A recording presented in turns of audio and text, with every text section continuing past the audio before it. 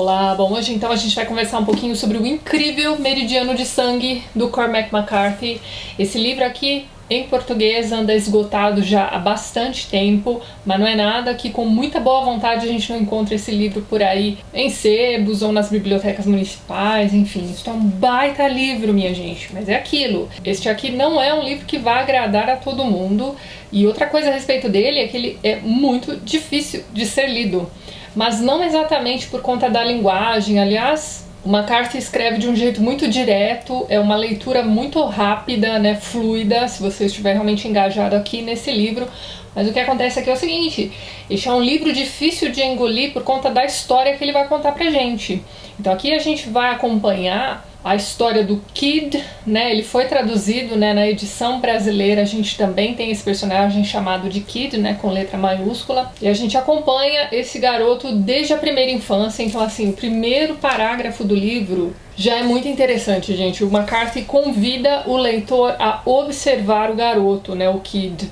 Quase como se a gente estivesse realmente observando uma tela e ele estivesse descrevendo pra gente tudo que ele vê nesse quadro. Nesse aspecto, esse livro me lembrou um pouquinho o início do Evangelho segundo Jesus Cristo, do José Saramago, que já tem vídeo aqui no canal, vou deixar o link lá embaixo também. Então, o Saramago também começa, né, ele também usa esse recurso, né, ele começa a sua narrativa a partir de uma pintura sacra. E é mais ou menos isso que o McCarthy vai fazer aqui pra gente, porque é o seguinte: este garoto dessa história, pelo menos no meu entendimento, tem um quezinho de Jesus Cristo. Mas enfim, vamos aos poucos, não é mesmo? Então a gente vai acompanhar a história desse garoto que vai abandonar o que resta de sua família, né? A mãe morreu muito cedo, ele vive com um pai e irmãos, é uma vida muito miserável, enfim, ele resolve sair de casa e ele entra pro bando do Glanton. Este Glanton é um personagem histórico, ele era na verdade o chefe de um bando que colecionava, não é bem a palavra, eles eram conhecidos por caçar índios, né, os nativos americanos, e cortar os seus escalpos. Então eles coletavam os escalpos desses índios e levavam ali para seja lá quem for que os contratou para fazer aquilo. Então a gente vai descobrindo, por exemplo, que existiam alguns governantes, né, interessados em coletar esses escalpos de índios. Essa é uma história que se passa então em meados do século XIX. O Kid, aqui no iniciozinho do livro, a gente fica sabendo que nasceu em 33. Veja bem este número, mas então, a gente acompanha aqui, na verdade, uma história de travessia, porque esse bando do Glanton que acabou de adotar, né, o Kid, fica o tempo todo se locomovendo a cavalo ali pela, como é que vamos dizer, pela fronteira mesmo, entre os Estados Unidos e o México. E aos poucos a gente vai vendo também que eles escalpelam não só os nativos americanos, mas também os mexicanos. Tem alguns momentos em que eles têm, sei lá, uma cota, um número X de escalpos que eles precisam entregar para o contratante e eles não têm esse número ainda. Então eles acabam procurando dentre os mexicanos mesmo pessoas com cabelo parecido com cabelo de índio, entendeu? Para escalpelar, enfim. É uma história horrorosa, não é mesmo? Ah, gente, olha só, esse livro já começa com uma das cenas mais sangrentas que você vai ler na sua vida. Então esse é aquele tipo de livro que, se for pra você desistir da leitura, você já vai desistir ali logo nas primeiras páginas, tá tudo bem. Tem uns vídeos muito interessantes aqui no YouTube, que eu vou deixar lá embaixo pra vocês, de uma professora, na verdade são aulas de Yale, né, sobre esse livro aqui. Então são duas aulas.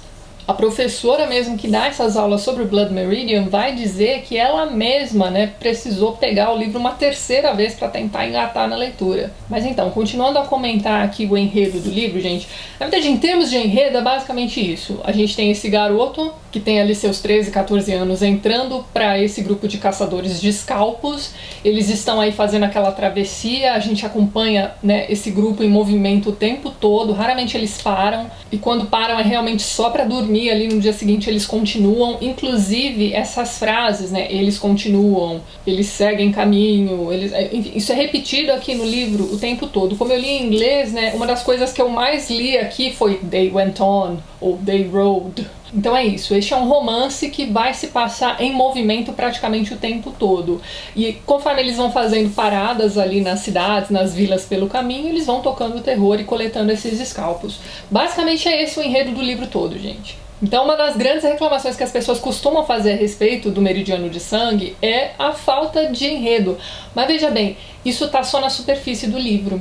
E ouso dizer que para quem pegar esse livro a fim de lê-lo somente na superfície, só para ler essa história, né, dos escalpeadores e tudo mais, vai achar esse livro chatíssimo, porque são 350 páginas, né, de they rode, they went on, pegaram ali uns scalps, continuaram mais um pouquinho. Então, mas não é só isso, né? Então, este livro traz aí algumas camadas, né, que um olhar mais atento vai trazer à tona. Então, veja bem, a gente tem aqui diversos personagens interessantes e talvez o mais interessante, não só desse livro, mas também da literatura americana, minha gente, é um cara chamado de O Juiz. Então esse é o apelido dele, entre aspas. A gente não sabe exatamente juiz de que ele é. A gente não sabe se ele é um ex-juiz que entrou pro bando, porque a gente tem diversas pessoas aqui nesse bando que viviam uma vidinha pacata anteriormente e que resolvem, né, por conta ali de anseios da natureza humana, entrar para esse tipo de bando, fazer esse tipo de trabalho. Mas a verdade é que a história pessoal de cada um desses personagens não tem muito lugar aqui nesse livro. De vez em quando a gente vai pescando uma coisa aqui, outra ali. A própria história do juiz mesmo é uma incógnita danada. E assim, a gente só vai descobrir detalhes da descrição física desse personagem, que é muito importante, mais pra metade do livro, né? Da segunda metade ali, da metade pro final mesmo. Então, ele é uma figura esquisitíssima. Então, só pra vocês terem uma ideia, ele é praticamente um gigante. Ele é muito alto, gordo, careca, e assim, ele é descrito como não tendo nenhum pelo no corpo. Então eu imaginava ele meio que como um boneco da Michelin, sabe assim? Mas não é só a descrição física dele que é estranha. Esse aqui é um cara praticamente sobrenatural. Então, assim, ele é muito inteligente, então ele conversa com todos, assim, ele vai mudando o tom de voz e o tipo de registro mesmo, né? O tipo de vocabulário que ele vai usar com cada uma das pessoas com quem ele trata. Ele tem um trato social muito bom, ele consegue entrar numa festa de figuras importantes ali da cidade e tudo mais, e participar daquela festa ativamente, né, dançar valsas e tudo mais. Ele é um cara extremamente educado quando ele precisa ser, e ele é um cara extremamente frio e violento também quando ele precisa ser. Então, assim, ele é praticamente a personificação do mal aqui neste livro, mas ao mesmo tempo ele cuida das pessoas daquele bando. Então, quando alguém faz alguma coisa errada para algum deles, ele vai lá cutucar e vai dizer: olha só, você abandonou fulano ali naquela montanha que eu vi, entendeu? E ele faz o que precisa ser feito, mas ele tem uma índole tenebrosa. Então, assim, ele é conhecido como sendo um cara extremamente violento, como eu já tinha dito para vocês, um cara que estupra todo mundo que ele vê pela frente, inclusive crianças. Então ele tem o pé na pedofilia também. Ou seja, o autor do livro colocou nesse personagem tudo de ruim que a gente consegue imaginar. Mas, ao mesmo tempo, ele é um personagem cativante. Quando ele aparece aqui na história, primeiro que o discurso dele é mais claro, porque, como eu disse pra vocês, ele é uma pessoa educada, no sentido de que, né, estudou, enfim. E ele tem sempre alguma história interessante pra contar. Então ele tá sempre contando alguma parábola, algum causo. Ele é uma figura esquisitíssima. E ele tem, né, também aquele pé no sobrenatural que eu disse pra vocês. Tem um momento aqui no livro em que ele vai dizer qualquer coisa do tipo: tudo que existe e que eu não conheço existe contra a minha vontade. Então, assim, quem é essa figura? A gente já conversa sobre isso mais pra frente. Mas então, o juiz é um personagem espetacular. E ele é o único personagem descrito de forma a formar uma imagem muito clara na nossa cabeça. O juiz também é considerado uma figura histórica, só que o único registro histórico desse juiz, fazendo parte ali do bando do Glanton também, dos escalpeadores e tudo mais, está num livro de memórias de um cara chamado Samuel Chamberlain. Esse Chamberlain foi um soldado, um pintor, ele fazia viagens pelos Estados Unidos e escrevia ali seus diários de viagens. Então, né, nesses livros de viagem e tudo mais, ele acaba comentando sobre, né, o bando do Glanton e o Judge também, né, o juiz. Então, o que o McCarthy faz aqui numa segunda camada nesse livro é um romance histórico sobre um período muito sombrio da história dos Estados Unidos. E é uma sangueira desgraçada o livro todo, não é à toa o título do livro, né, O Meridiano de Sangue. Esse aqui é aquele tipo de livro que a gente pode até brincar dizendo que se a gente torcer vai sair sangue, enfim, vai sair sangue pra caramba, aliás. E as descrições são extremamente gráficas, então por isso que esse não vai ser um livro fácil de se ler, fácil de se engolir. Mas tem um detalhe a respeito desse livro, gente, que é o seguinte: ele foi escrito, principalmente as partes descritivas em que o autor vai se demorar descrevendo a paisagem, e também as cenas de violência extrema, é o seguinte, ele vai usar uma linguagem praticamente poética. Então este aqui é um livro que foi escrito de um jeito muito bonito. Por esse aspecto, esse livro me lembrou bastante o Lolita, do Nabokov.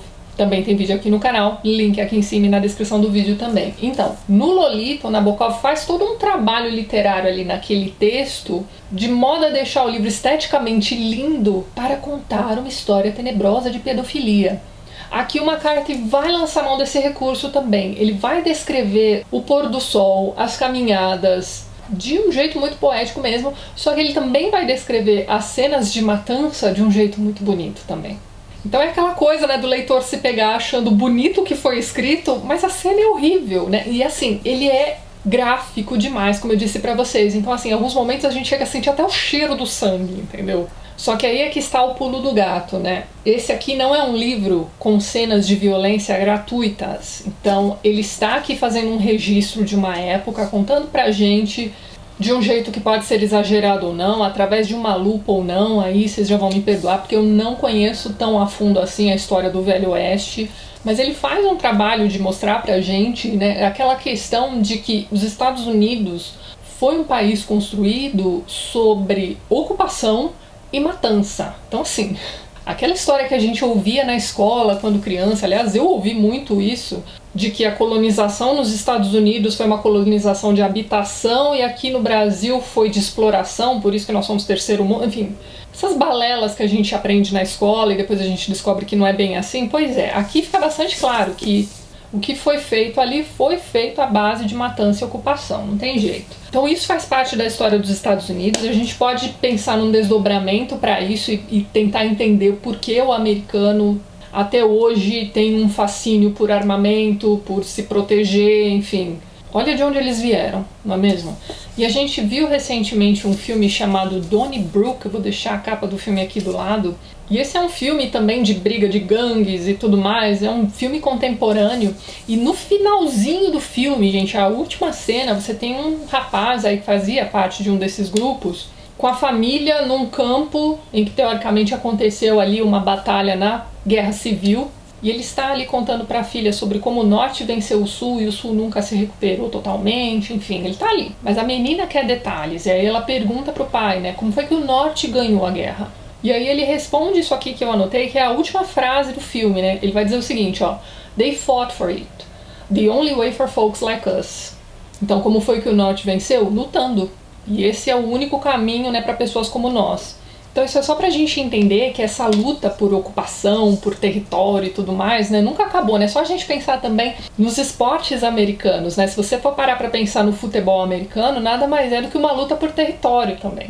Então esse aqui é um livro bastante interessante pra gente entender a história dos Estados Unidos de meados do século XIX, mas também nos desdobramentos que isso teve até hoje. E além de contar essa história pra gente, ele vai também fazer referência a diversos livros da literatura, não só americana, mas também mundial. Então, como eu já disse pra vocês, o rebuscamento, né, a estética da escrita mesmo, pra descrever cenas horrorosas, né, me lembrou Lolita. Mas a gente talvez possa pensar nessa questão da travessia, cavalo, esse monte de capanga indo de um lado pro outro, enfim, a gente pode lembrar também de Grande Sertão Veredas. Muita gente associa esse livro também ao Paraíso Perdido do Milton, então assim, nós estamos fazendo aqui no canal uma leitura conjunta, tá? Vou deixar a playlist dos primeiros vídeos lá embaixo, a gente já tá no 4º capítulo, ainda dá tempo de acompanhar a leitura junto com a gente. Mas então, para quem interpreta o juiz Holden como sendo ali a personificação do diabo, né, a maldade pura, talvez a gente possa traçar um paralelo entre o juiz daqui e o Satã do Paraíso Perdido, que também é uma figurinha bastante cativante. Esse livro aqui também tem muito de Moby Dick, tá? Do Melville. Nós fizemos leitura conjunta no ano passado, a playlist estará lá embaixo também. Então assim, gente, o Moby Dick é um livro base da literatura americana, né? Então existem alguns detalhes naquele livro que vão aparecer aqui também do jeito do McCarthy. A gente tem, por exemplo, o momento em que o Ismael e o amigo dele, o Queequeg, estão entrando no navio que vai fazer a busca pela Moby Dick, e a gente tem uma figura, né, que é chamada de Elias, ou seja, um profeta, né, tentando avisar os dois, olha, não faça isso, vocês vão se dar mal se vocês trabalharem nesse navio. Enfim, aqui a gente vai ter também uma figura semelhante. O cara, ele é... Eu esqueci agora exatamente qual é a religião dele, qual é o grupo a que ele pertence. Eu vou dizer que ele é Quaker, mas se não for Quaker é algo parecido. Esse homem também, né, religioso, vai tentar alertar o Kid, né, para que ele não entre no grupo do Glanton. A gente tem mais pra frente também o momento em que o grupo do Glanton está praticamente sem munição nenhuma, e aí o juiz vai dizer pra eles, né, como é que eles podem criar então sua própria munição. E aí o jeito que ele vai dar para que eles criem essa munição é o seguinte: ele sabe que o solo de onde eles estão é bastante sulfuroso, e aí ele convence os demais homens a urinar ali naquele solo mesmo, e a partir daquela mistura aquilo ali vai poder ser usado como munição. Essa cena me lembrou bastante do momento em que os funcionários do Pequod estão ali fabricando o espermacete. E tem outros paralelos diversos que a gente pode fazer entre esse livro e Moby Dick também, isso é bastante interessante. E outra associação que a gente pode fazer também é com a obra do Faulkner, né? Então o Cormac McCarthy também é um cara que escreve o que a gente pode chamar de romance gótico sulista, que é o que Faulkner fazia também. Então você percebe que esse aqui é um livro que, tudo bem, ele pode ser lido somente na superfície, somente pra gente conhecer a história desse grupo de pessoas que, né, caçam escalpos e etc. Mas se a gente pensar nessas associações, a gente vai percebendo que isso aqui é um livro riquíssimo, minha gente. Outra coisa interessante, né, que eu queria comentar com vocês é a respeito do personagem do Kid mesmo, né? Lembra que eu tinha comentado que em diversos momentos ele me lembrou ali alguém como um Jesus Cristo, enfim. Ele vai se desenvolvendo ao longo desse livro, então talvez a gente possa entender o Meridiano de Sangue também como um romance de formação. A gente vai percebendo também que de todo o grupo do Glanton, ele é o único que pensa antes de agir, que tenta fazer a coisa certa em diversos momentos. E chega um momento aqui nesse livro também em que ele some. A gente fica, sei lá, umas 100 páginas aqui sem saber onde é que está o Kid. Mas ele volta, e quando ele volta modificado. Aos poucos a gente vai percebendo também que o juiz pode funcionar como antagonista do Kid. Em mais de um momento também a gente percebe que o Kid tem uma grande oportunidade de matar o juiz, mas ele não consegue. E o juiz sabe de tudo. Então, assim, tudo que ele diz para qualquer personagem aqui nesse livro é verdade. E é assustador, assim, a gente percebe a reação das pessoas, né, ouvindo aquilo que o juiz tem a dizer. E eles não podem fazer nada, porque ele sabe de tudo. Então, assim, esse juiz é uma figura assustadora, gente. E o finalzinho do livro, que eu não vou comentar com vocês, mas enfim, o último parágrafo em que a gente tem a descrição de uma cena, né, em que o juiz está atuando, digamos assim, é assustadora pra caramba. Enfim, deixo essa dica aqui pra vocês. Lá embaixo na descrição do vídeo eu vou deixar o link pra onde vocês podem encontrar as edições em inglês. Vamos torcer para que mais pra frente a gente tenha aí uma nova tiragem do livro em português. Por enquanto, gente, só sebos, biblioteca mesmo. Mas anotem essa dica, gente. Isso aqui é um baita livro espetacular. Esse aqui foi o segundo livro do Cormac McCarthy que eu li. O primeiro foi o The Road, né, o A Estrada. Outro livro incrível também. Mas é outro livro que também não vai agradar todo mundo. Enfim, se você gosta desse tipo de histórias, deixo a dica pra vocês. E como leitura de apoio, caso alguém se interesse, eu tenho esse livrinho aqui, ó, The Cambridge Companion to Cormac McCarthy, editado pelo Stephen Fry, que não é o Stephen Fry do, sei lá, o ator que a gente conhece por aí, enfim. Aqui a gente tem um texto sobre o Blood Meridian, né, chamado Blood Meridian and the Poetics of Violence. Aqui o autor do texto, que é também o Stephen Fry, vai contar pra gente detalhes sobre essa questão da poesia sendo utilizada para contar pra gente momentos de, né, terror total, ultraviolência, etc. E aqui ele faz uma análise rapidinha também sobre o estilo de escrita do livro, né, essa questão deles estarem o tempo todo em movimento, associando essa ideia com a ideia da cinematografia. Então, ele vai traçar diversos paralelos entre o ritmo de acontecimentos aqui desse livro e dos filmes de Bang Bang também. Ele vai mencionar aqui alguns grandes clássicos de cinema de Bang Bang, que eu sei muito, gente, meu único contato com filmes de Bang Bang eram os filmes que passavam, sei lá, à tarde, no sábado na Record, e meu avô assistia e eu via também. Os irmãos Coen também andaram fazendo diversos filmes, né, sobre o Velho Oeste, inclusive eles fizeram um filme excelente para um outro livro do McCarthy chamado No Country for Old Men. Se eu não me engano, em português ficou Onde os Fracos Não Têm Vez, ou algo do tipo. Então deixo aqui a dica do filme para vocês, desse livro aqui como ajuda, né, para alguém que esteja aí estudando o McCarthy. Baita livro bacana, vou deixar o link lá embaixo também. E é isso. Vou encerrando por aqui, pedindo para que você dê o seu joinha, ajude a compartilhar. Um beijo grande para todo mundo e vejo vocês nos próximos vídeos.